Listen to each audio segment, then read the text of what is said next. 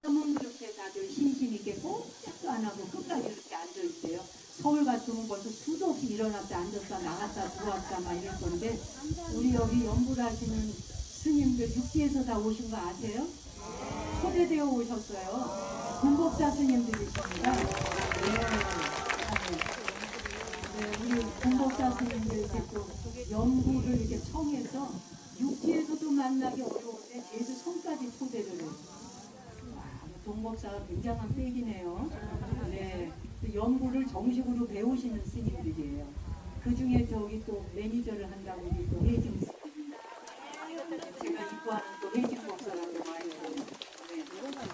우리 저 혜진 스님이 또 음식을 잘해요. 맞죠? 음식을 잘해요. 여기 오면 한번 음식 해달라고 그러세요. 정목 스님. 저는 정목인데 저서는 정목이에요. 사형사지라고 있어요. 여러분 반갑습니다. 정목입니다. 이렇게 많이 와주시고 제주도에까지 오니까 저도 아주 신납니다. 제가 동법사 스님께 듣기로는 천일간 관세음보살 모공품을 수지 독송하시고 미안한데 없어도 돼요. 예, 감사합니다. 우리 여기 또 저기 부전스님께서 열렬한 또 우리 윤화방송 팬이시더라고요. 그러니까 사람이 인물이 다르잖아요. 얼마나 이뻐하다. 그렇죠? 네. 자, 어쨌든 그래서 이제 천일 동안 그 관세음보살 모공품 독송하시고 그리고 이제 온만이 방매움 정진하셨다. 그래서 기도를 동참하신 분이 한 70명 가까이 되시고 매일 거의 20-30명 가까이 20명 이상은 항상 와서 기도를 했노라 이런 얘기를 해주셔서 그 쉽지 않거든요. 20명, 30명이나 되는 분들이 어쨌든 10명이 오건 20명이 오시건 기도를 함께 하셨다는 것 자체가 굉장히 장엄한 일입니다. 칭찬들을 일이고요. 거기다가 이제 이렇게 천일 기도를 회양하면서 우리 또 육지에서 스님들을 모셔다가 또 장엄하게 모든 부처님들 모시고 또 그 찬탄을 올리고 기도하신 분들에게 공덕을 돌려드리고 그렇게 아름다운 시간을 여러분 모두가 함께 할 수 있어서 축하드리고요. 무엇보다도 일단 법화경에서 관세음보살 보문품을 수지 독송하셨다니까 오늘 기왕에 저를 만난 김에 제대로 된 것까지는 아니라 할지라도 도대체 그 관세음보살 보문품이라고 하는 경전이 어디에 있는 것이며 어디에 나오고 그게 어떤 연화경을 줄여서 요 법에서 연화에서 법화경이라고 합니다. 예, 법화경이죠. 여러분이 3년 동안 관세음보살 주경 그리고 관세음보살님의 그 자비와 미실력을 찬탄하는 그런 그 보문품을 독송하셨다 하니까 굉장한 거죠. 기도라고 하는 것은 각자가 자기 점검을 하는 겁니다. 자기 점검을 하고 자기 자신을 바로 세우기 위해서 하는 게 기도거든요. 본인을 바로 세우기 위한 게 기도란 말이에요. 그래서 틀린 것을 보고 나쁜 걸 보더라도 그러면은 기도를 한 사람은 가만히 둬야 되느냐. 뭘 봐도 용서하고 이해하라는 거 아니냐. 기도하는 사람은 그런 말이라기보다 스스로 깨어나게 되면 그래서 스스로 깨어나지 못하게 될 때 우리는 원망을 하게 되잖아요. 원망을 하고 시비를 가리게 되고 서로에 대해서 입다 못다를 따지게 되잖아요. 근데 기도를 한다는 건 뭐냐면 그 모든 것들의 연극 무대를 이 모든 시나리오 자체가 내가 쓴 시나리오요, 내가 소설가로서 작가 노릇을 했구나 하는 걸 알고자 하는 게 기도의 본 성품입니다. 기도를 통해서 그 시나리오를 내가 썼구나 하는 걸 아는 거예요. 대부분 우리 머릿속을 지나가는 생각은 다 나의 시나리오고 나의 소설이거든요. 만약에 그것이 진리라고 한다면 모든 사람의 생각과 감정이 같아야 되는 거예요. 그러나 모든 사람의 생각과 감정이 같지 않거든요. 다 달라요. 같은 공간에서 같은 말을 했어도 듣는 사람의 해석에 따라 다 달라지는 거예요. 그래서 자기 시나리오를 자기가 쓰게 되는 거예요. 그렇잖아요? 자, 그래서 중요한 것은 남에 대해서 우리가 아는 것이 없고 하다라고 하는 거. 내가 가까운 사람조차도 내가 남에 대해서 알 것 같지만 몰라요. 가족끼리도 몰라요.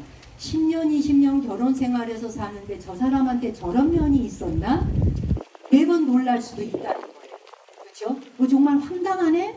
라는 면도 있고 저런 면이 있었어? 그리고 아주 감동하는 경우도 있죠. 우리는 그 사람에게서 모든 본질을 다 알 수가 없어요. 그리고 나의 모습도 딴 사람에게 온전히 보여줄 수가 없어요. 그렇죠? 어쨌든 법화경이라고 하는 이 경전은 법화경이라고 하는 경전 자체는 보살의 정신과 그 다음에 어떻게 실천할 것인가 하는 것을 쓴 경전이 법화경이에요.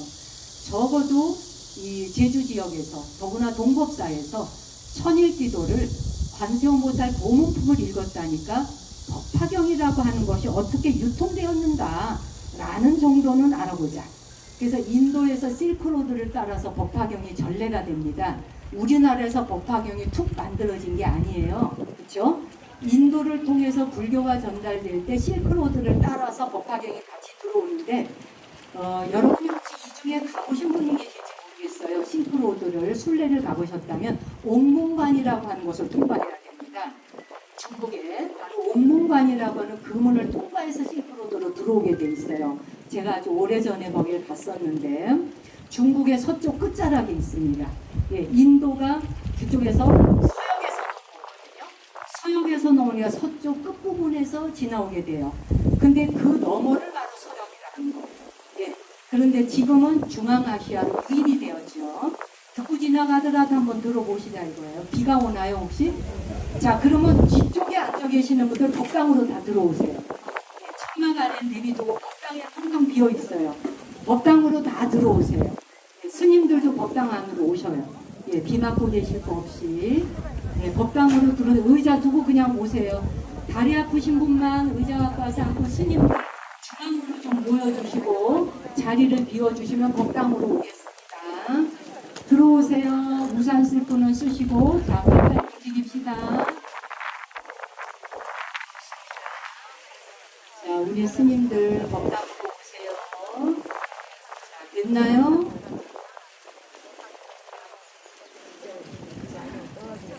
다 움직이셨어요? 우산 썼어요 그냥? 좋아요. 우산 쓸 분 쓰시고 법당 오실 분 오시고 둥게 법당에 앉으세요. 앞으로 뒤로 호의를 하십시다. 우리. 됐죠? 네, 좋아요. 간단히 법화경 이야기만 하고 네. 자, 옳지. 그렇지. 제주도에서 그까짓 거 비 맞는 건 아무것도 아니죠? 네, 비의 나라인데 뭐 여기는. 유럽에서는 비가 주룩주룩 와도 거기 우산을 안 써요. 한국 사람들 우산 쓰는 걸 보면 그렇게 이상하고 신기하대요. 비를 맞고 돌아다녀 그 사람들. 버적버적 그냥. 우리는 난리 나잖아요. 그치, 손수건도 쓰시고. 다 들어오신 거예요? 법당으로 오세요. 다 오세요. 자리 있어요 여기. 들어오세요. 괜찮아요. 눈치 보실 거 없어요. 시작하겠어요. 오늘 뭐 그냥 비 좀 맞지요 뭐. 이게 뭐냐면 감로의 비거든요. 예, 그렇지. 선일주가 이게 제주도의 그 모습을 보여주네. 이게 제주지 바로. 명색이 섬에 왔는데, 그렇죠? 쨍쨍한 모습 보이다 비바람 치다가 제주의 변화무쌍을 보여주는 거예요. 이게 바로 관세음의 응신이에요. 그렇죠? 네, 좋습니다. 자, 어쨌거나 그래서 서역이라고 하는 곳을 지나올 때 타클라마칸 사막이 제가 여기도 갔다 왔거든요. 타클라마칸 사막이라고 하는 곳은 새도 나르지 않는 땅이라는 뜻이에요. 그 위에 먹을 게 하나도 없어. 위아래 밑에도 먹을 게 없고 그러다 보니까 완전한 사막인데 타클라마칸 사막의 불모지, 황모지거든요. 그곳에서 바로 옥문관, 거기를 지나서 중국 쪽에서 조금 들어가다 보면 막고굴이라고 하는 게 나와요. 듣고 지나가요. 머릿속에 상상을 해보세요. 막고굴이라고 하는 걸 지나서 천불동, 부처님을 천분을 조성한 천불동이 나와요. 그 천불동이 있는 곳을 지나 동항이 나오는 거예요. 들어보신 적 있죠? 네, 그 동항이라고 합니다. 그래서 100년 전에 바로 이 돈황의 사본 가운데 옛날에 고문서들이 많아. 이제 그냥 이건 상식이라서 지나갈게요. 그런데 왕후 천축국전이라고 혹시 들어보셨나요? 오케이, 좋아요. 왕후 천축국전이라고 하는 거 사본 속에 실크로드의 주변에 불교 문화 유적지가 천지로 있는데 그 가운데서 법화경이 발견됐다는 말씀을 드리는 거예요. 비 마구 오네, 그치요? 그냥 비 맞아요. 나도 비 맞을게요. 오늘 옴바닥 비를 한번 맞아봅시다. 핸드폰 관리만 잘하세요. 물 들어가지 않게. 됐나요? 네. 아, 저는 뭐 아주 좋은데요. 그래도 비가 오니까. 네, 좋습니다. 자, 괜찮아요? 시원하고 좋아요. 그럼 뭐 비 올시라지 뭐. 자, attention please. 공항이야 여기가. 자, 그래서 어쨌든 법화경이라고 하는 경전이 바로 그 인도를 지나서 실크로드를 따라 타클라마칸 사막이라고 하는 걸 통과해서 서역에서 일이 넘어왔다는 얘기를 지금 하고 있는 거야. 몰라도 좋으니까 그것 정도는. 여러분이 무슨 경을 독송하셨는지는 알자는 얘기예요. 그렇죠? 그래서 이제 그 옥문관이라고 하는 걸 통과해서 서역으로부터 바로 실크로드 도낭이라고 하는 천불동을 지나 도낭이라고 하는 걸 거쳐서 거기에서 무수한 그 사막 위에 절이 굉장히 많았어요. 가서 보면 바로 당나라의 현장법사가 타클라마칸 사막을 지나서 인도로 넘어가시거든요. 그래서 당나라 현종이 허락을 안 해줘요. 왜? 우리나라의 귀한 스님이신데 타클라마칸 사막을 가다 죽으면 어떻게 해? 그러니까 안 되노라. 그래서 그 사막이고 육지고 모든 길을 막아요. 못 가고 바닷길까지 다 막아. 그래서 어디로 가냐? 타클라마칸 사막을 지나. 왜? 그곳은 가다 보면 다 사람이 죽기 때문에 설마 현장 법사가 그쪽을 통과해 가리라고 생각을 안 해요. 그래서 타클라마칸 사막을 건너서 가게 돼서 뭐가 나와요? 거기에서 바로 손오공 현장 법사 모시고, 그렇죠? 그래서 타클라마칸 사막을 넘어가려다 보니까 웬만하면 지금도 타클라마칸 사막에는요 사람 뼈무더기가 무지 많이 나와. 가다가 다 죽었어요. 그래서 여기저기 다 해골들이 둥둥둥 떠다녀요. 얼마나 많은 사람이 죽었나. 이게 법화경하고 무슨 관계 있어? 관계 있지요. 얼마나 험난한 곳을 지나가야만 했던가. 그리고 장사를 하려다 보니 먹고 살아야 됐고 가족을 지켜야 됐고 그러다 보니 아버지 노릇을 해야만 했고 이런 모든 것에서 목숨줄 내놓고 지나다녔던 길이에요. 그 길목을 따라서 넘어온 게 법화경이에요. 위험한 곳을 그 길목에 모든 위험한 곳으로부터 두려움과 공포와 위험으로부터 나를 지켜줄 수 있는 경, 그 하나의 경전을 뽑은 게 법화경입니다. 이 법화경이 바로 타클라마칸 사막 도낭으로 오는 이 길 위에서 가장 많이 발견된 경전이 법화경입니다. 다른 경전도 좀 있었지만 법화경 종류만 20종이 발견이 돼요. 한두 종이 아니고요. 못 들어보셨죠? 우리가 좀 유식해져야 되지 않겠습니까? 천일기도를 했는데 명식이. 그쵸? 어쨌건 법화경 사본만 20여 가지가 발견이 돼. 근데 이거는 뭘 말하느냐? 그 당시에 시대적으로 법화경이라고 하는 경전은 위험과 고난을 헤쳐가는데 원동력이 되어주는 경전이었다. 가장 힘들고 어려운 그리고 사막을 지나가야 하는 여행자들에게 의지처가 필요했어요. 나의 목숨줄을 담보해줄, 목숨을 담보해줄 수 있는 그 여행자들에게 두려움으로부터 고난으로부터 나를 지켜줄 경이 필요해. 그래서 법화경이었는데 법화경 전체가 7권으로 돼 있어요. 7권 중에서 28품으로 나뉘어져 있고 여러분이 여기서 1000일 동안 독송하셨다는 관세음보살 보문품이 25품에 해당이 돼요. 예, 25품, 28품 중에. 그래서 이 모든 사람들이 28품에 해당하는 7권의 경전을 다 모시고 다닐 수가 없어요. 그래서 그 중에 하이라이트만 딱 뽑은 거예요. 고통과 위험으로부터 나를 구원해줄 관세음보살 보문품만 쏙 뽑아가지고 그것을 사경을 해서 그걸 품에 모시고 다닌 거예요. 네, 목걸이로 걸고 다니고 주머니에 차고 다니고 이렇게 해서 몸에 항상 법화경 중에 관세음보살 보문품을 지니고 다녔어요. 그래서 법화경은 곧 나를 구원해주고 나를 항상 보호해주는 어머니 관세음보살님이에요. 어머니가 항상 나를 따라다니면서 어머니하고 함께 가면 두려움이 없잖아요. 그래서 자비의 어머니 관세음보살님만 28품 중에 25품만 딱 달랑 딴 거예요. 따서 그거를 사경을 하고 모시고 다니고 목걸이 하고 다니고 팔찌 하고 다니고 이러고 팔찌까지도 여기 5만이 반명을 새겨서 하고 다녔으니까. 예. 그러고 모시고 다녔어요. 그래서 지금은 보세요. 지금은 우리가 여기 제주도 오는데 제가 어저께 저녁에 제주도로 왔지만 비행기가 딜레이가 돼가지고 늦게 도착했거든요. 뭐 30분씩 막 연착되고 막 이랬어요. 그럼에도 불구하고 어쨌든 하루 만에 들어옵니다. 그쵸? 섬이어도. 근데 여기 제주도가 하루 만에 올 수 있는 섬이었어요? 못 와요. 상상도 못해요. 탐나국이라고 하던 시절. 아무나 와요? 못 옵니다, 여기를. 그쵸? 그러니까 평생을 한반도에 살았어도 탐나국이었다는 제주도를 보고 죽은 사람의 인구수는 손가락에 꼽을 숫자였습니다. 비행기도 없지. 배가 또 제대로나 있나? 배라고 해봐야 쪽배. 그지? 쪽배가 어디 가서 뒤집어질런지도 몰라요. 그쵸? 그러니 사클라막한 사막을 지나오려면 얼마나 그게 위험했겠어요. 그러한 위험한 곳을 지나올라다 보니 모실 수 있는 경전이 법화경이었던 거예요.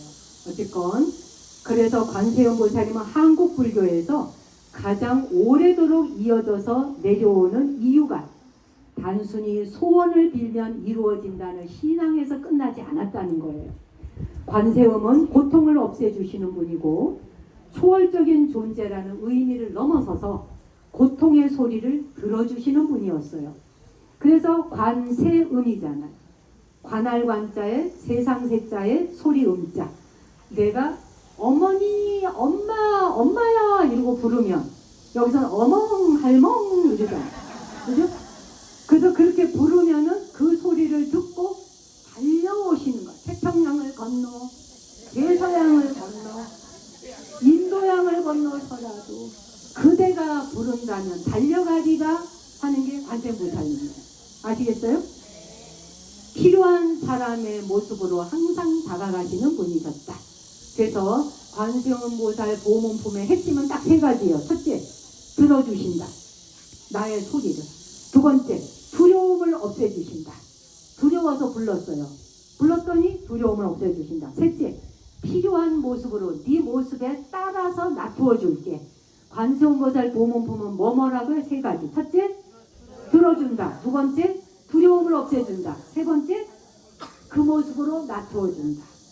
그대가 여자면 여자의 모습으로, 남자면 남자의 모습으로, 동자면 동자의 모습으로, 왕이면 왕의 모습으로 그 사람의 모습에 따라 놔두어 주시다.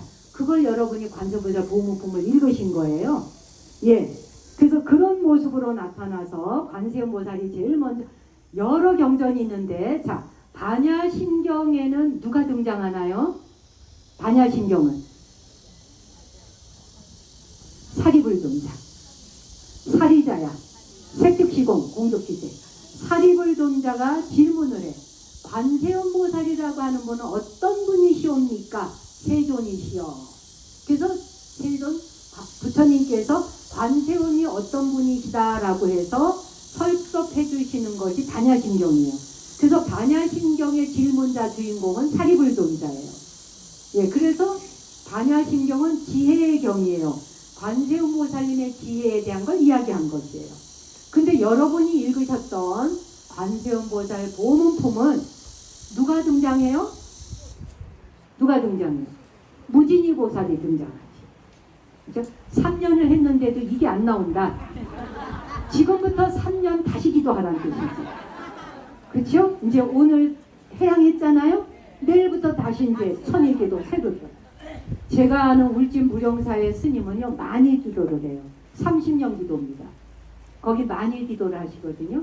그럼 30년 동안 죽을 때까지 한다는 얘기예요. 그러니까 뭐 천일 기도는 가뿐하게 하는 거예요. 예, 가뿐하게 하고 또 천일 기도, 또 천일 기도 계속 붙여가는 거죠. 매일매일 에브리데이 기도제. 그렇죠? 자, 그리고 관세음보살 보문품은 무진이보살이 등장을 해. 그래서 무진이보살이 부처님한테 여쭈어요. 반야심경은 사리불존자가 여쭙는데 관세음보살 보문품은 무진이보살이 여쭈어요. 세존이시여, 도대체 무슨 인연으로 관세음보살을 관세음이라 이름하였나이까? 라고 묻는 것으로 등장 시작을 하는 거예요. 이 경전 자체가. 그러면 부처님께서 막 말씀하셨는데 아주 간단 명료하게 심플하게 대답하셔요. 예. 그래서 관응경은 관세음보살의 자비에 대해서 설한경이에요. 반야심경은 관세음보살의 지혜에 대해서 설한경이고, 관세음보살 보문품은 관세음보살의 뭐에 대해서? 자비에 대해서 설한경입니다. 집중해서 들으셔야 돼요. 이따가 시험 봐요, 우리. 이걸 통과를 하셔야지 돼. 어쨌든 그래서 부처님이 무진이보살의 질문을 듣고 대답을 하죠. 심플 단순 명료. 고통받는 중생이 관세음보살의 이름을 듣고 일심으로 그 이름을 한번 부르기만 하여도 관세음보살이 그 음성을 듣고 관하여 고통에서 벗어나게 해주시느니라. 요게 그냥 관세음보살 보문입니다. 엄마, 어멍 하고 부르니까 오이야 오이야 그러고 뛰어왔어. 뭐가 고통스러우냐? 안아줘요. 해결을 해줘. 그게 바로 관세음이십니다. 이렇게 대답했다는 이야기. 그게 관세음보살 보문품이에요. 간단하죠? 질문을 하자 이렇게 대답하셨어요. 이것이 관세음보살 신앙의 가장 핵심이에요. 불교를 깊이 있게 몰라도 좋다. 글을 읽을 줄 몰라도 좋다. 글을 쓸 줄 몰라도 좋다. 출가해서 수행의 길을 가지 않아도 좋다. 스님이 되지 않아도 좋다. 일상의 생활 가운데서 여러분은 받아나가고 밭일해야 돼. 그래서 여기에서 당근 농사도 지어야 되고 뭐 농사를 많이 지어야 돼. 이렇게 일상생활과 일상의 생업에 종사하는 사람들이 언제 수행을 할 것이며 언제 28품이나 되는 7견의 경전을 다 읽고 앉았겠느냐. 왜 법화경이 우리나라에서 이토록 사랑받고 신라시대 때부터 지금까지 법화경이 주류를 이루어왔겠느냐. 종파를 떠나서. 그거는 일상의 생업에 종사하는 사람들 누구라도 관세음보살 이것만 부르면 끝. 이게 관세음보살 보문품이에요. 쉽죠? 얼마나 쉬워. 관세음보살 이게 바로 뭐다? 어멍 이거란 뜻이에요. 아시겠어요? 안 잊어버리시겠죠? 그래서 누구든지 부를 수 있고 부르기만 하면 달려가겠다. 달려가서 너의 고통을 해결해 줄게. 손잡아 줄게. 이게 관세음보살 보문품이시다. 이거는 아시겠죠? 그래서 보문품은 불교를 공부한 사람들만 들어가는 문이 아니라, 그래서 수행을 깊이 해야 되는 어려운 가르침이 아니라 고통받는 사람이라면 누구에게나 오픈마인드 활짝 문을 열어놓았다. 그래서 보문품이에요. 넓을 보자에 문문자 문이 활짝 열려있다. 그래서 관세음보살 보문품이에요. 글을 못 배워서도 좋고 글을 쓸 줄 몰라도 좋고 경전을 읽을 줄 몰라도 상관없고 한문을 못 읽어도 관계없고 무슨 말인지 못 알아들어도 관계없고 수행 안 해도 상관없고 바다에 나가서 해녀를 하시건 당근밭에서 밭농사를 지으시건 관세음보살 관세음보살 관세음보살만 하면 그대 앞에 내가 모습을 맞추리라. 간단하죠? 이런 경전인지 모르셨죠? 근데 거기서 끝나지 않아. 관세음보살인지 핵심이 있어요. 관세음보살님의 가장 위대한 미실력이 있어요. 그 대표 주자로 7개의 재난, 7개의 난이 있어. 불구덩이를 만나도, 예. 그 다음에 물의 환난을 만나더라도, 불의 환난을 만나고, 물의 환난을 만나고, 그 다음에 나를 공격하는 칼이 나를 치고 들어와. 예, 거기 경전에 다 나와요. 예, 불의 공격, 물의 공격, 칼의 공격, 막 날아옵니다. 모든 공포죠. 그 다음에 귀신이 나를 덮쳐. 실체가 없는 무엇인가가 나를 두렵게 만들어. 아기가. 그 다음에 또 뭐가 있느냐? 나를 묶고, 예, 나를 그냥 묶어갖고 집착을 하게 만들어. 그리고 도적의 날. 도둑이 들어서 다 훔쳐가. 그렇죠? 도둑이 집안에 드는 경우도 있잖아요. 제주도는 그런 거 없어요? 도둑 없어요? 다 문 열어놓고 다니죠? 그래도 있으니까 조심하세요. 인간 사는 세상이에요, 다. 그렇죠? 그 다음에 뭐냐면은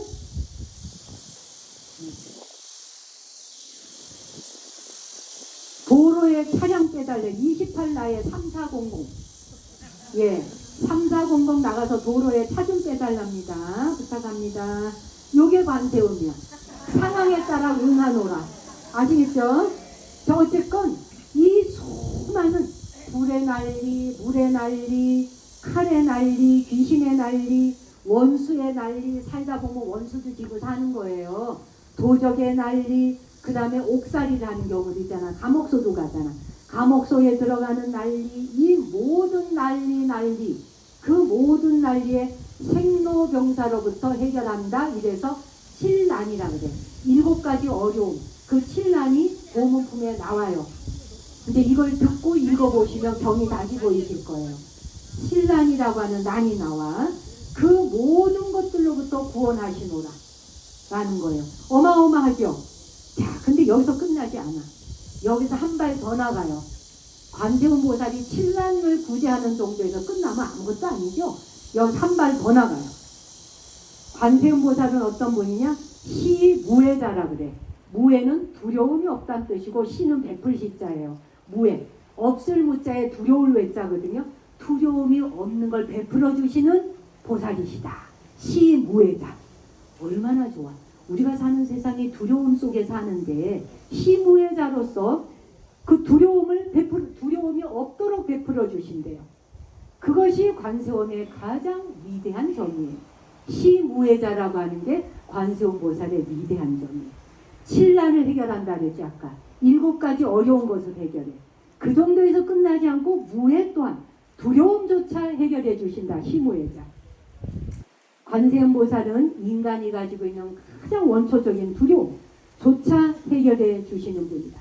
그래서 인간에게 가장 큰 두려움, 병이 들면 심하게 병이 들면 죽을까 겁이 나고, 병원에 가서 암 진단 나오면 죽을까 걱정하고, 사랑하는 사람이 먼저 죽어서 사랑하는 사람을 잃을까 두려워하고, 내가 혼자 되면 어떡하나 두려워하고, 또 뭐 하다가 실패하면 어떡하나 두려워하고, 실패해서 내 인생이 끝나면 어떡하나 두려워하고, 그럴 때 어떡하라?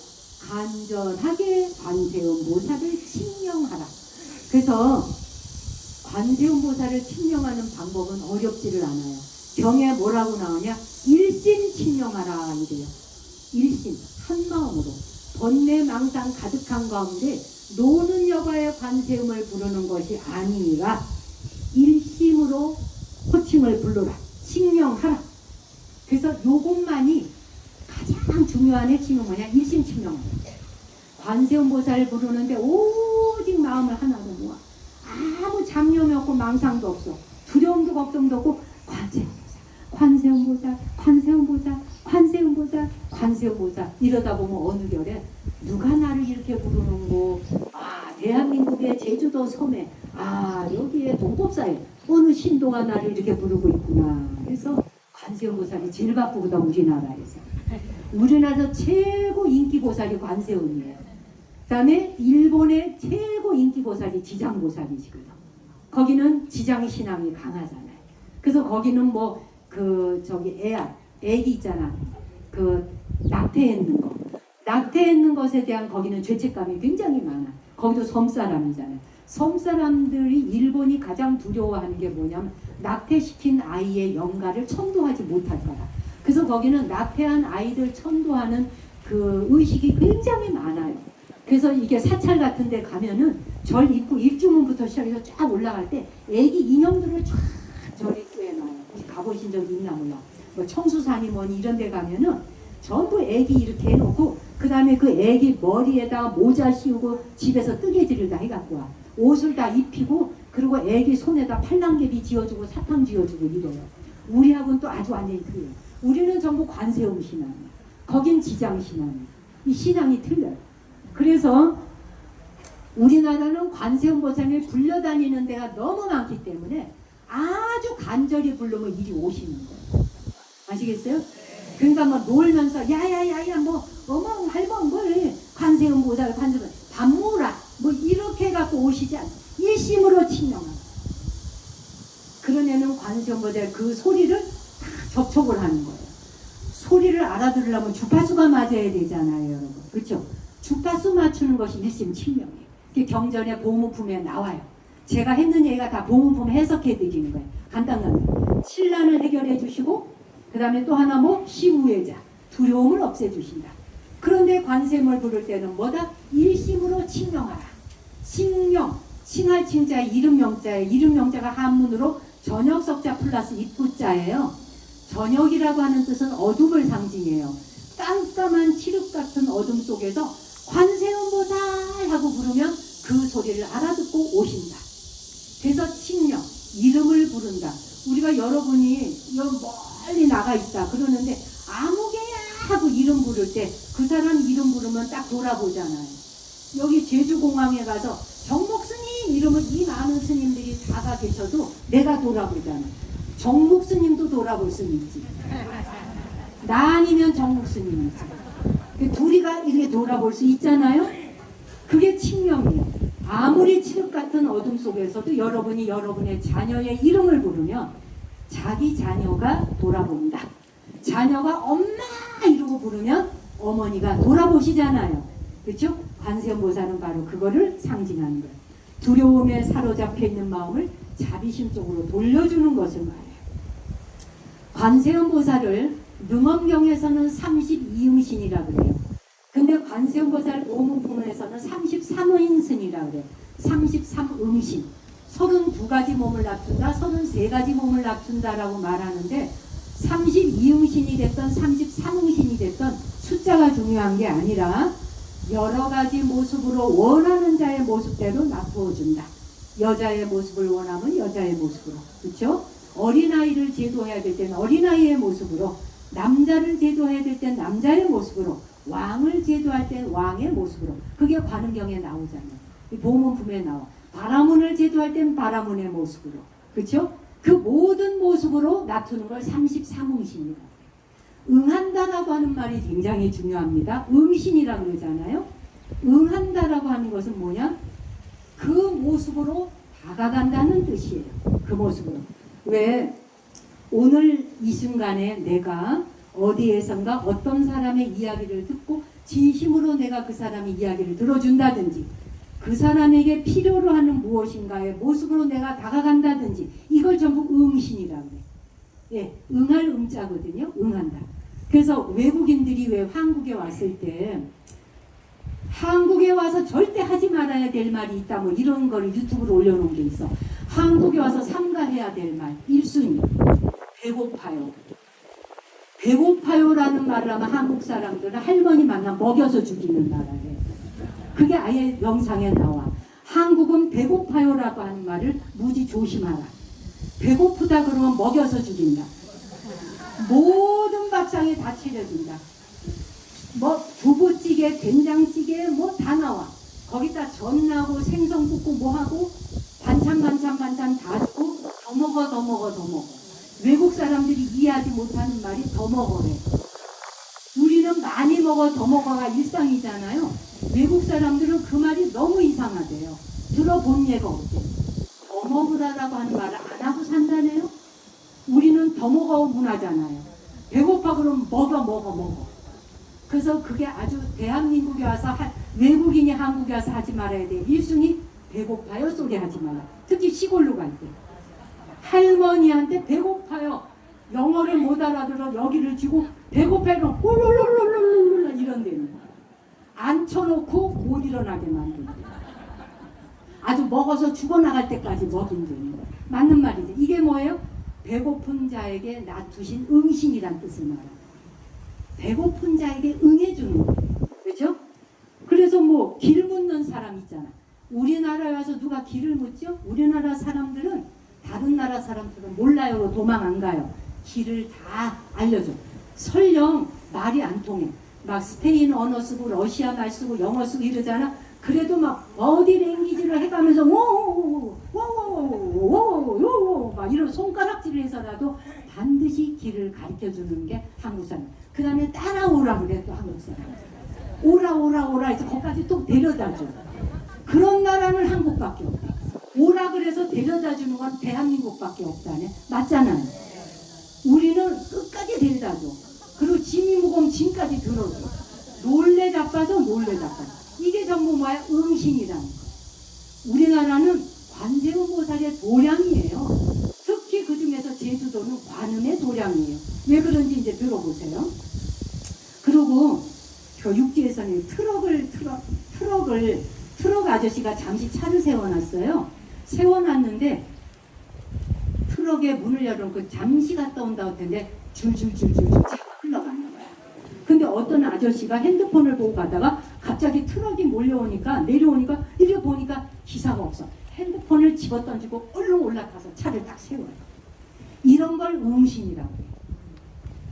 위험한 순간, 위험한 사태가 벌어졌을 때 그가 필요로 하는 순간에 그에 맞춰서 상응하는 자를 관세음이라고 30상응신이라 한다. 관세음 보살님이 어떤 모습으로 있는 게 아니라 우리의 모습이 다 관세음의 응신이다. 화연이다. 제주도는 순오름이라고 하는 게 있잖아요. 제주도에 순오름. 서로가 품을 나누어줘. 그렇죠? 품을 나누어서 도와줘. 농사 환경이 여기가 굉장히 척박한 땅이잖아요. 그렇기 때문에 혼자서 일을 감당하기 어려운 지역이 바로 또 제주도예요. 그러다 보니 같이 도와. 홀로 일을 하게 되면 힘들 걸 알아서. 그러니까 육지에서도 품앗이는 해요. 이 육지의 품앗이하고 제주도의 순오름은 약간 차이가 있습니다. 돕기는 돕는데 약간 달라요. 제주도의 순오름이라고 하는 거는 물론 그러니까 육지에서는 힘들면 말해 내가 도와줄게. 이런 거라면 제주도는 뭐냐? 힘들면 말해 도와줄게가 아니라 저 집 혼자 일하기 힘들겠네. 같이 가서 하자. 같이 가서 하자. 이래. 네가 말하면 도와줄게가 아니에요. 예, 그냥 혼자 하는 게 힘들어 보이면 그냥 가요. 가서 돕는 게 그냥 순오름이에요. 그게 바로 관세음 보살님이 응하는 거예요. 그 모습이. 가서 힘든 사람 거들어주는 거. 그리고 여기는 웬만하면 다 삼촌이라고 그러죠. 그죠? 제주도에서는 삼촌. 이게 뭐예요? 당신은 다 나의 한 가족이란 뜻이에요. 나만 잘 돼서 되는 게 아니라 당신도 행복하고 편안해야 돼요. 당신이 힘들어서는 안 되고 힘든 거 같이 나누어요 하는 문화잖아요. 이게 전부 관세음의 응신이에요. 여기 괜당이란 말 쓰죠. 제주도 괜당. 이거 우리 여기 뒤에 지금 앉아 계시는 우리 관우 스님이 가르쳐줬어요. 제주도에 괜당이란 말을 쓴다고. 예, 괜당. 친인척 관계를 가리키는 말이지만 제주 사회에서 촘촘한 인간관계. 이 촘촘한 인간관계. 그러니까는 반드시 피와 살을 나누어야만 형제가 아니라 이 섬에 사는 사람은 누구나 위태로우면 안 되는 거예요. 그게 괜당과 삼촌의 개념이지. 여기는 피와 살을 나눈 가족과 진배가 없다는 거죠. 왜? 같은 섬 안에 같은 조건 안에 같은 환경 안에 사는데 서로가 어떻게 함께 잘 살 것인가를 여기는 항상 연구하는 게 거예요. 그렇죠? 예. 그래서 배고프냐? 밥 먹어라. 이 정도가 아니라 혼자서 못하겠지? 같이 하자 해서 제주도는 함께 짐을 덜어주는 자비의 땅이 섬이 바로 제주예요. 제주도 당신들을 위해서 박수 치시네요. 그래서 이 제주도는 함께 짐을 나눕시다. 함께 짐을 걸머집시다. 그것이 뭐다? 관세음 보살 보문품에 나오는 내용이에요. 같이 가는 거예요. 그게 응하는 거예요. 응신이에요.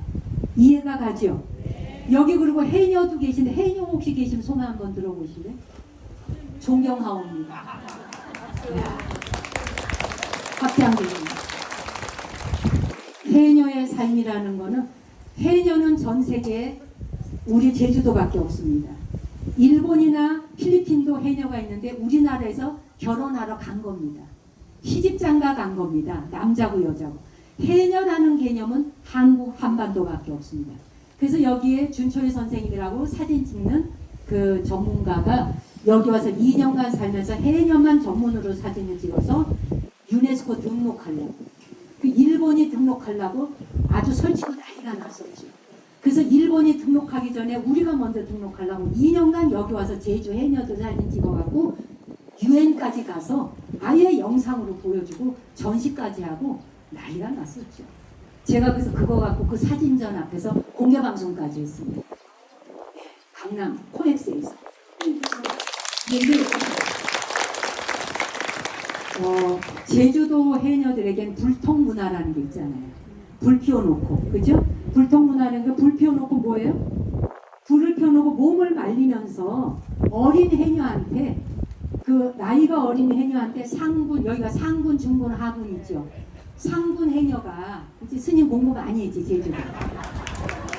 그래서 이게 어린 해녀한테 상군 해녀가 오늘은 바다가 위험하다, 거기 바다 위험하다, 그쪽은 접근하지 말아라, 이런 걸 다 가르쳐줘. 자기의 경험치 DNA를 어린 해녀한테 다 전수를 해줍니다. 이게 불턱 문화예요. 불턱에 모여 앉아 그걸 다 전수해줍니다. 같이 살아야 되지. 죽으면 안 되는 거예요.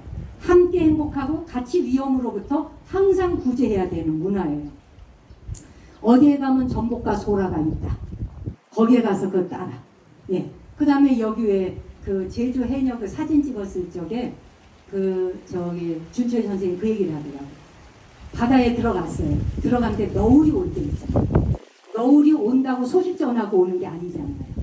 그 다음에 아무리 일기예보를 보고 갔어도 바다는 알 수 없는 게 바다잖아요. 난데없이 뒤에서 덮쳐오는 너울이 있잖아요. 그럴 적에 해녀가 가르쳐주는 이야기예요. 상군 해녀가. 너울이 오잖아.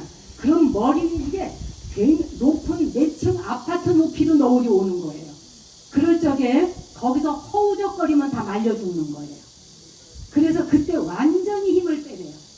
힘을 완전히 빼고 자기를 맡겨야 되는데, 말하자면 날 잡아 잡수 이러고 그냥 딱 맡겨야 되는 거예요.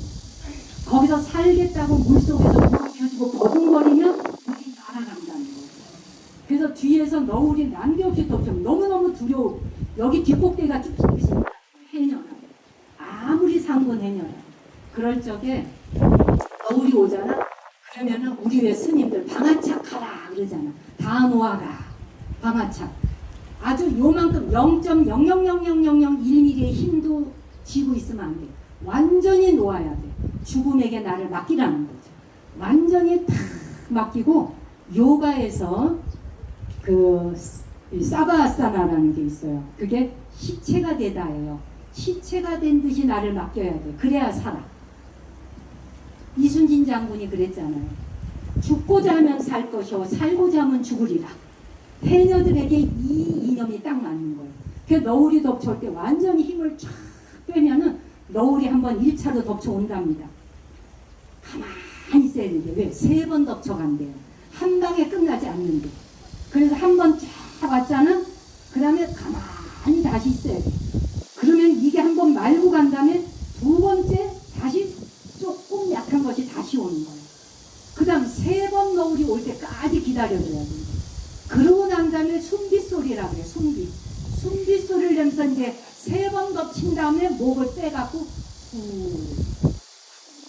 그게 뭐예요? 우리 불교에서 부처님 법을 만나기가 얼마나 어려우냐라고 이야기할 때, 분명 거북이가 망망 바다에서 쪼가리가 나 있는 판자떼기에, 구멍이 나 있는 판자떼기에 목을 쭉 내밀었는데 구멍 뚫린 판자떼기에 목이 걸려서 수만 번 내쉬는 것과 같은, 그 정도로 부처님 법 만나기가 어렵다라고 이야기해요.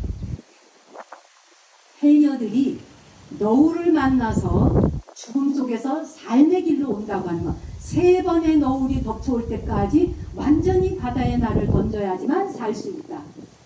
죽고자 할 때 살 수 있다.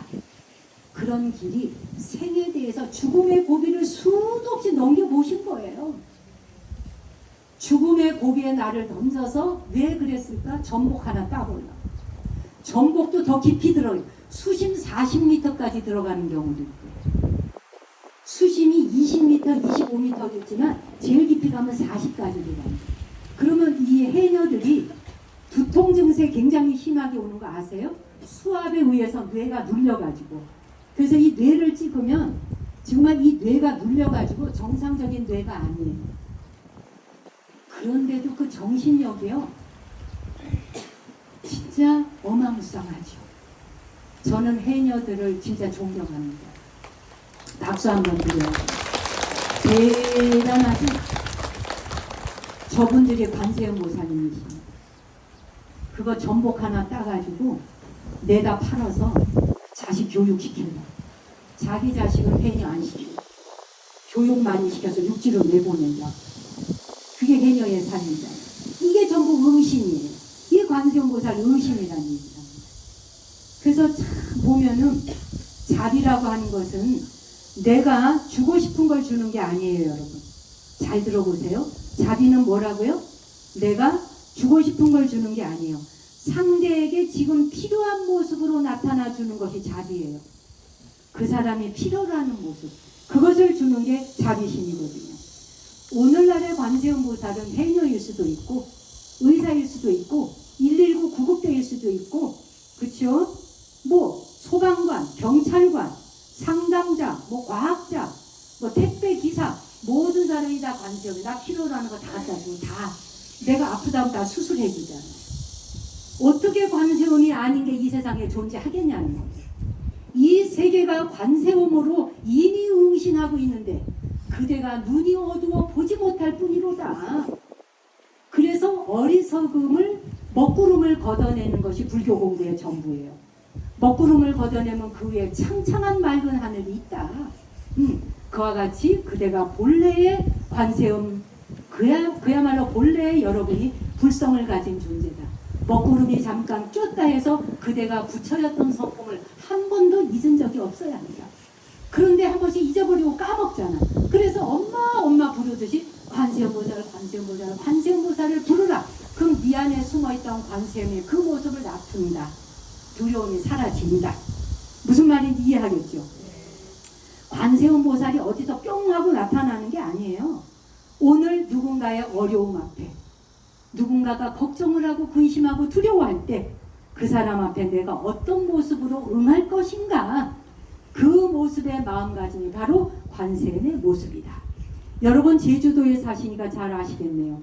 제주도는 유배지였습니다. 그렇죠?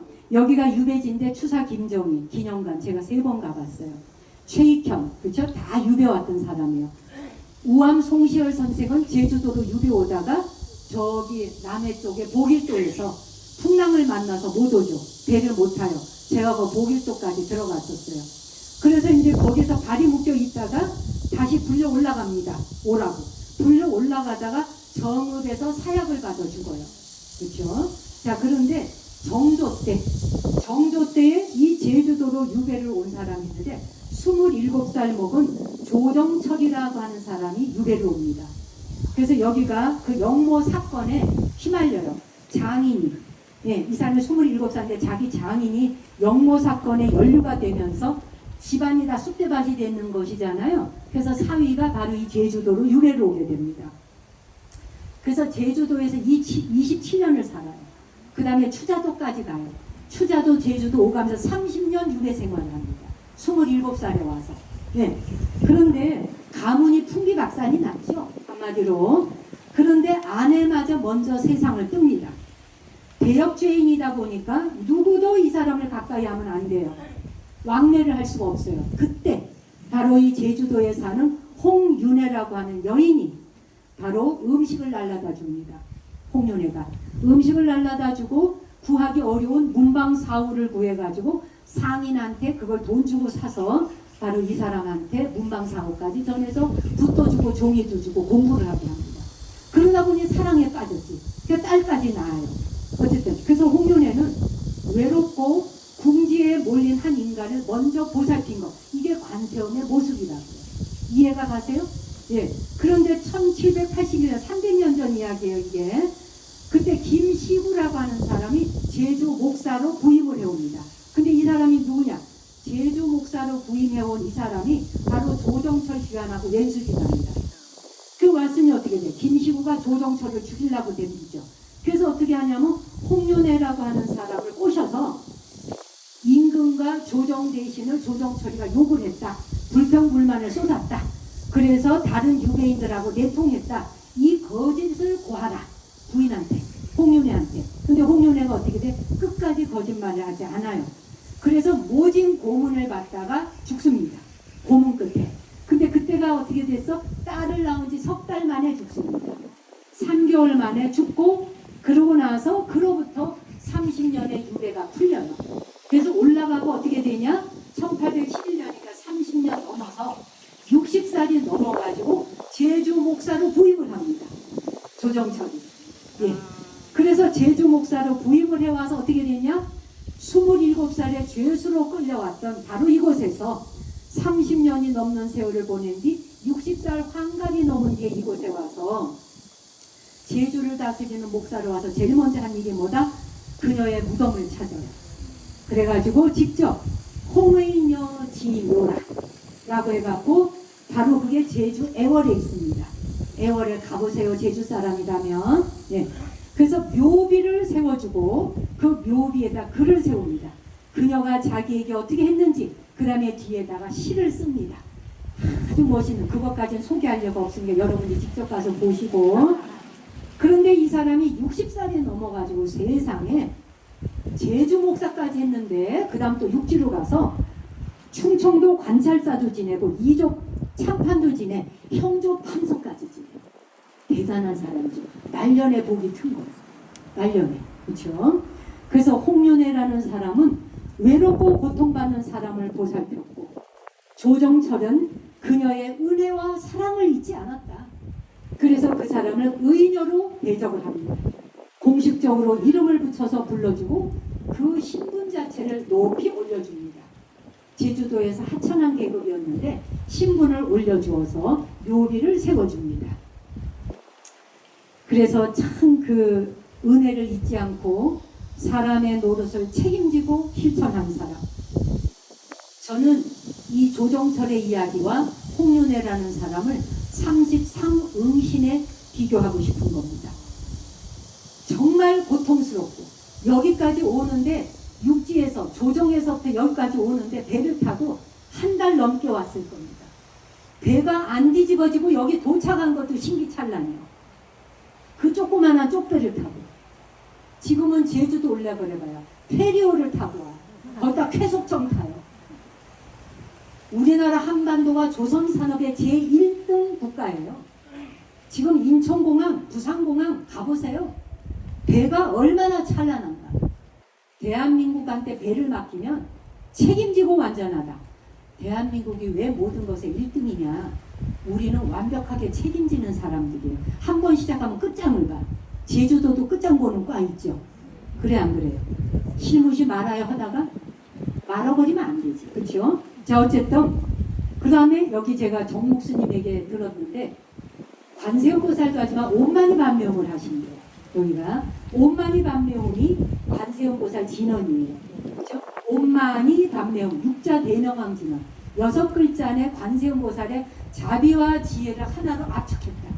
컴퓨터 알집이라는 거 아시죠? 알집 속에 컴퓨터에 딱 알집에다 집어넣으면 그 알집을 풀어야 비밀을 다 알 수 있잖아요. 그 길고 긴 문서를 알집에 집어넣어버리잖아요.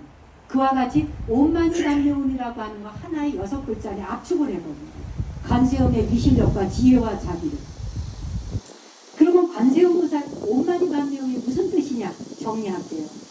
옴마니 반명이라고 하는 6글자는 마니가 보주라는 뜻이에요. 마니주, 여의주라는 뜻이에요. 여의주. 부처님 앞에 여의보주 같은 거 쥐고 있잖아요. 여의보주를 마니라 그래요. 그렇죠? 그 다음에 반매는 파드마라는 뜻이에요. 듣고 잊어버려도 들어는 보세요. 파드마. 파드마라고 하는 말은 연꽃이라는 뜻이에요. 연꽃을 파드마라 그래요. 그걸 한문으로 줄이다 보니까 반매가 된 거예요. 반매, 파드마 같은 말이에요. 연꽃. 옴이라고 하는 우주의 소리. 훈이라고 하는 거는 원만성취. 자, 그러면 이걸 한번 풀어봅시다. 어떤 축복문이 들어가 있는가? 옴마니 반명에는 연화수 보살이시여, 즉 연꽃에서 탄생하신 보살이시여 이 말이에요. 우리가 관세음보살 하듯이 연화수 보살이시여 또는 연꽃에서 탄생하신 보살이시여 모든 고통은 소멸되고 우리가 원하는 일이 전부 다 뜻대로 성취되게 하여지이다. 이 축복문이 오만이 반명입니다. 한번 따라해 볼까요? 자, 연화수 보살이시여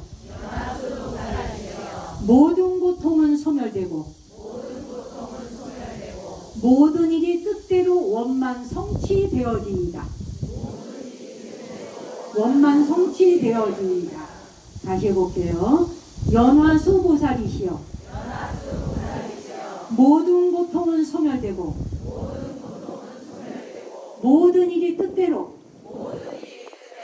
원만 성취되어지이다. 이 말이 오만이 반명 속에 들어있어요. 그 축복문이 담겨있는 진언이에요. 그러니까 그 진언만 계속 읊조리고 마음속으로 생각하시면 번뇌망상이 다 소멸된다는 뜻이야. 다 달아난다는 이야기예요. 그래서 이 진언 속에는 한문으로 발고열악이라고 그래요. 고통에서 뽑아준다. 발고 뽑아준다. 열악 즐거움. 그래서 고통을 뽑아주고 안락을 주는 진언이다. 예. 그리고 시무해의 힘이 있다. 두려움으로부터 공포감으로부터 사라지게 한다. 불면증이 오거나 우울증이 올 때 옴마니 반명을 하면은 그것이 나를 치료해주는 약이 됩니다. 옴마니 반명을 부르는 순간 연화수 보살께서 즉 관세음 보살이 다가오셔서 고통은 소멸하고 내가 원하는 바 모두 뜻대로 이루어지도록 돌봐주신다. 이런 뜻이거든요. 그것을 확실하게 믿음을 갖고 믿어야 되는 거예요. 예. 그래서 달라이라마께서도 늘 주력하시는 게 옴마니 반명이에요. 달라이라마 이제 올해 90이신데 지혜와 자비의 깨달음이 담긴 진언이 옴마니 반명입니다. 이렇게 이야기를 하거든요. 끝으로 제가 한 가지 제가 아는 아이 이야기하면서 마무리하겠습니다. 제가 4살 때 만났던 아이인데 그 아이가 올해 36살이 돼서 장가를 갔습니다. 예, 장가 가서 제가 이제 결혼식장도 갔다 왔는데 얘가 4살일 때에 예, 어떤 애였냐면은 할아버지가 돌아가셨어. 대구인데 할아버지가 돌아가셔서 이제 우리가 다 그 조문을 갔단 말이에요. 조문을 갔는데 이제 막 그 집에 아파트에서 하셨어요. 그게 오래됐으니까. 근데 아파트에 사람들이 그러니까 할머니도 막 흐느껴 우시고 자기 아빠도 이렇게 눈물을 흘리고 이러니까 얘가 이쪽 방에서 저쪽 방으로 쪼르륵 뛰어다니면서 울기는 와우노 할아버지 지금 극락세에 가시고 좋은 곳에 가시는구만 바빠 죽겠는데 와우노 경상도 말로 나무아미 탑을 연불해라 4살짜리 애가 지금 장례식장에서 그랬던 애예요 걔가. 그러는데 이제 얘가 한마음 선언을 이제 그 고모하고 할머니가 한마음 선언을 다니고 한마음 선언을 데리고 간 거야. 근데 얘가 우유빛처럼 호양이 너무 이뻐 애기 때. 그러니까 거기 이제 오래된 보살님이 이제 좀 젊은 보살님인데 너무 이쁘니까 걔를 아가야 이러면서 너는 어디서 왔니? 어디서 그렇게 이쁜 게 왔을까? 어디서 왔니? 이랬더니 막 뛰어다니다 그 보살님 앞에 탁 서가지고 탁 쳐다보게 눈을 마주치더래. 그러더니 아줌마도 깜깜 나도 깜깜 우리는 어디서 왔는지 아무도 몰라요. 이렇게 하고 또 뛰어가면 막 그냥 정신없이 절에서도 뛰어다니더래. 그래갖고 막 쫓아 뛰어다녀. 그러다가 할아버지 이제 돌아가신 때가 돼서 그 묘를 섰거든요. 그래서 이제 제가 그때 생방송할 때라 방송에 그래서 제 도반 스님한테 부탁을 해서 이 스님이 3일간 장례를 치러줬어요. 그래서 이제 장지까지 간 거지. 그 장제 가서 연부를 다 하고 이제 이거 관을 묻느라고 이렇게 하는데 이 스님이 나한테 이야기를 들었단 말이에요. 이야기를 들으니까 이 스님이 물은 거야. 아가 모든 사람이 죽으면 다 극락을 가니? 이렇게 물었어요. 그랬더니 얘가 스님을 다 쳐다보더니 다 가지요. 다 극락세계 가니? 그러니까 다 가지요. 그런데 나쁜 마음을 쓰고 나쁜 짓을 하면 직방으로 바로는 못 와요. 한 번은 들려서 와야 돼요. 지옥을 갔다 오라 이거야. 네. 바로는 못 와요. 그게 4살짜리가 할 말이에요, 이게. 그래서 오기는 온다 이거야. 누구든지 올 수는 있는데 나쁜 마음 쓰고 나쁜 짓을 하면 직방으로는 못와. 거쳐서 와야 돼. 여러분은 직방 오셔, 거쳐서 와. 어떻게 오시냐? 직방, 직통, 영원히 못 가? 영원히 와야지. 영원히 그냥 가. 자, 그랬어요. 그렇게 얘기를 하더래요. 그러고 있는데 바로 그 보살님 있잖아요. 아줌마도 깜깜 나도 깜깜했잖아. 그 보살님이 이 집하고 아니까 온 거지, 장지를. 그러니까 너 나 모르겠어? 너 그때 나 봤잖아. 2년 전이래 그게. 너 나 봤잖아. 나 모르겠어? 이러니까 착 보더니 아래로 쫙 훑더래. 이렇게 내가 쫙 훑으면서 보더니 많이 밝아졌네. 많이 밝아졌대. 쫙 9번을 훑더래. 많이 밝아졌네 그러더래. 그게 무슨 소리냐면은 많이 밝아졌다는 게 이분이 남편이 죽고 남편이 돌아가신 다음에 2년 동안 기도만 했어요. 바로 알아보는 거예요. 기도하면 밝아지는 거예요, 여러분. 아시겠어요? 기도하면 밝아지고 밝아지면 보여. 보이면 알아. 아시겠어요? 네. 자, 그래서 이제 선일씨도 오늘 회양하신 거 축하드리고 또 시작하셔요. 아시겠어요? 네. 자, 오늘 제가 제주도 동법사까지 와서 이렇게 초대해 주셔서 감사하고 솔바람 숲과 그리고 저 멀리 보이는 바다 이 풍경을 보면서 아름다운 장소에서 법문하니까 제가 막 저절로 신이 나서 여러분하고 좋은 시간을 가졌습니다. 여러분 지금 이 테이블 왜 갖다 놨냐면 제가 열흘 전에 영상책이 나왔어요. 제가 달팽이가 느려도 늦지 않다라는 책이 15년 전에 나와서 그 책이 나온 지 벌써 15년이 넘었는데 10년간 제가 전국으로 사인을 하러 다녔어요. 그러다가 20년 됐구나. 10년 사인하고 10년 동안 사인을 안 했어요. 불과 열흘 전부터 사인을 다시 시작했어요. 하도 가는 데마다 사인해달라고 그래서 사람들이 책을 봐도 사인해달라고 그래서 근데 그 달팽이가 느려도 늦지 않다 책이 불어로 먼저 번역이 됐고 그 다음에 이제 작년에 영어로 번역되어서 영국 출판사에서 나왔고 그래서 그 출판사에서 책을 그렇게 번역해서 내갖고 돈을 2천만 원이나 보내줬어요. 저한테 책값으로. 그래서 그거 제가 윤화방송 제작비로 전액을 다 내고 그러고서는 이제 올해 말 이제 연말인가 언제 러시아어로 또 나온대.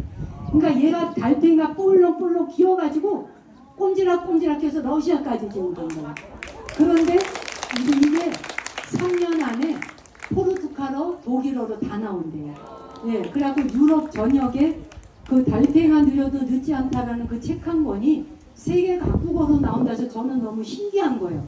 이런 게 왜 이렇게 이 사람들이 이거를 좋아하고 보지? 이런 생각했더니 그 사람들한테 지금 이제 명상이 대세가 된 거야. 근데 이제 제가 명상책이 나왔잖아. 이것도 아마 곧 영어로 번역되어지든지 그럴 것 같아요. 그래서 제가 우리 여기 스님한테, 주지 스님한테 섬에서 책 사러 가기도 어려우신데 오늘 제가 가니까 원하시는 분 여기서 판매를 해서 저기 서점에 가면 18,500원인데 여기서 사면 17,000원에 서점에서 준단다. 그래서 여기서 직접 사신 분들 내가 바로 사인을 해드리마. 여기서 다 못 팔리면 내가 도로 가져가마. 이렇게 해서 이제 스님하고 서로 얘기가 됐어요. 오늘 여기 책을 사신 분들 사인해드리겠다고 사인하라고 좀 혜진 스님이 빨리 법문 끝내고 이리 내려오라고. 그래서 테이블 갖다는 거예요. 자, 여러분 여름 무더위 지내시느라 고생하셨고 어쨌든 사는 날까지 저도 열심히 정진하고 여러분도 열심히 정진하고 서로가 서로를 아끼고 사랑하면서 사는 날까지 행복하게 잘 삽시다. 선물하십시오. 감사합니다. 네, 다시 한번 감독법을 살려주신 정각사 주지 정목 스님께 큰 박수 보내주시기 바랍니다. 네. 아울러서 오늘의 본문 좋으셨나요? 네, 좋으셨다면 9월 5일 토요일 5시에 BBS 제주불교방송에서도 다시 듣기 하실 수 있습니다. 자, 이제 정목 스님과 사진 촬영을 하게 될 텐데요. 제가 잠깐만요. 여기 오기 전에 저기 지금 문봉선 화백하고 강미선 화가 두 분이 와 계시는데 그 앞에 좀 나와보세요. 보고. 여기 BBS 불교방송에서 초대해서 저분들이 지금 청와대 옆에서 하시는데 저 하얀 옷 입은 문봉선 화가가 제주 사람이에요. 예, 제주도 화가인데 제가 아주 사랑하고 아끼는 화가고요. 한국, 중국, 일본을 다 합쳐서 한중일을 합쳐서 최고가는 그 화가입니다. 세계적인 화가예요. 중국이고 어디고 불려갔다면 강의해야지 중국어를 두 분이 또 잘해 유학도 하셨고 그래서 얼마 전에도 중국 가서 또 강의까지 하고 계시고 여기 BBS에서 초대를 했대요. 그래서 어제 오늘 내일까지 저분들이 수묵과 명상이라고 하는 프로그램을 BBS에서 한대요. 오늘 오후 3시에도 한대. 내일도 하고 어제도 많이 오셨대요. 저희가 문봉선 화가예요. 강미선 화가 둘 다 화가예요. 박수 한번 보내주세요. 감사합니다. 네, BBS 제주불교방송 탑동에 있는데요. 5층 건물에서 오늘과 내일 이 두 분의 또 강의와 명상을 들으실 수 있고요. 이거는 또 들랑이라는 메디테이션 살롱에서 진행합니다. 보시고 해주시기 바랍니다. 스님 사진 촬영 먼저 한 번만.